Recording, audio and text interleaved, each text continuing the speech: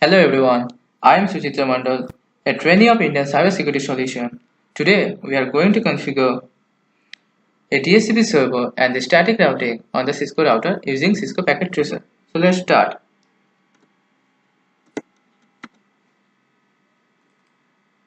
So DHCP. DHCP stands for Dynamic Host Configuration Protocol. It is a client or server protocol that automatically provides an Internet Protocol IP host with its IP address and the other related configuration information such as the subnet marks and the default gateway. That means DHCP is a method by which a client PC can request for an IP address and a DHCP server can provide a suitable IP address to the client PC.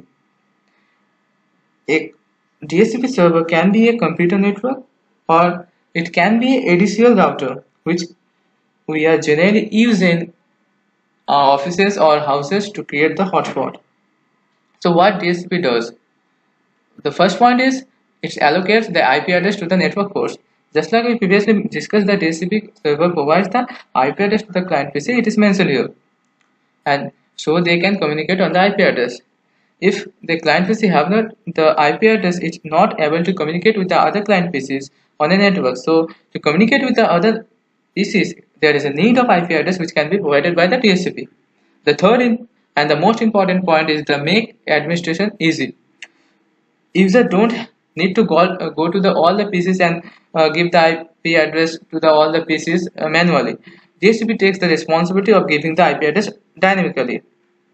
So as we know, everything has some good and bad side. DHCP also have some drawback.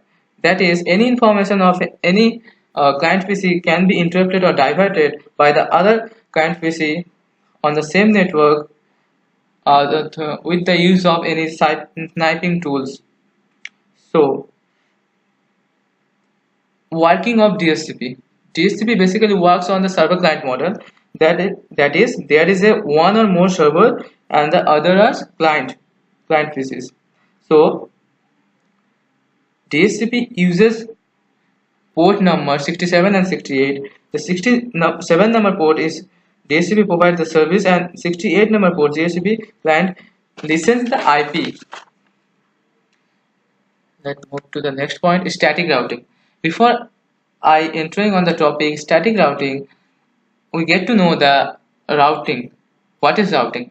So routing is a process of sending one packet from one network to another network. In static network, we have to done everything manually. So if I have three routers like this, then this is the router R0, R1, R3. This router only knows about this network and this network, and this router knows about this network and this network and this network, and this router only know about this network and this network. This router do not know about this network and this network and this network. So through static routing, we have to know the routers that there is the existence of that network. So for that we have to do the static routing on the routers. So there is some points of static routing which I am going to discuss all of them. So it is configured by the administrator manually. Obviously it is everything in static routing is configured by the manually, and there is a mandatory needs of destination network. If we see the configuration code for the static routing, then we see that there is a need of destination IP address. So it is that point. It is secure and fast.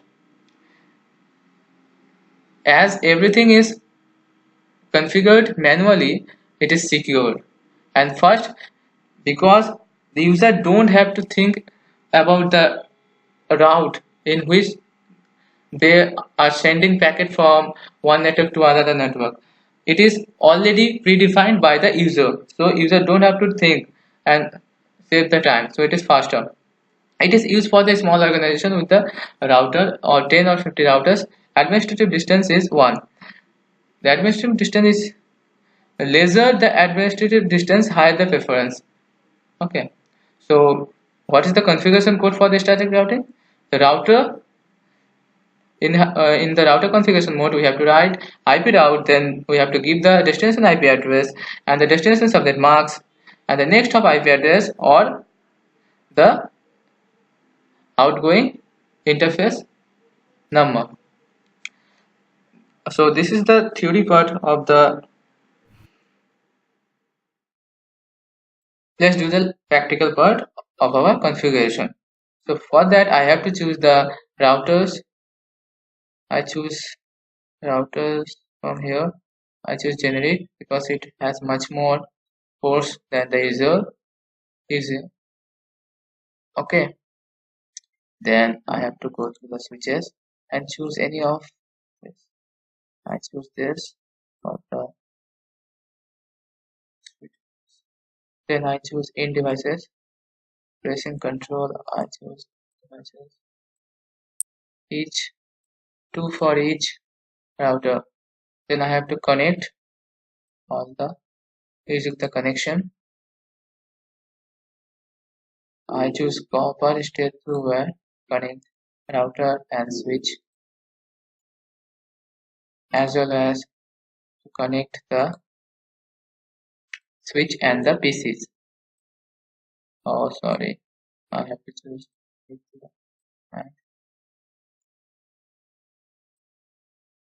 And there is one more option given here. It automatically choose the best connection type for the PC to switch or router to router or router to switch. So I choose that one.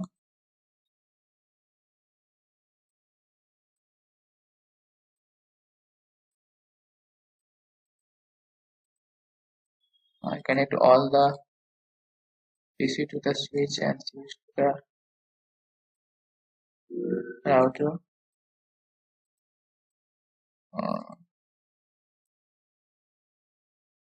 Okay, our connection is complete. So now I am assigning the IP address to the all the interfaces which I am going to provide in later. So I am giving the router 1, router 0, 192.168.1, oh sorry, 1.1 on the inner interface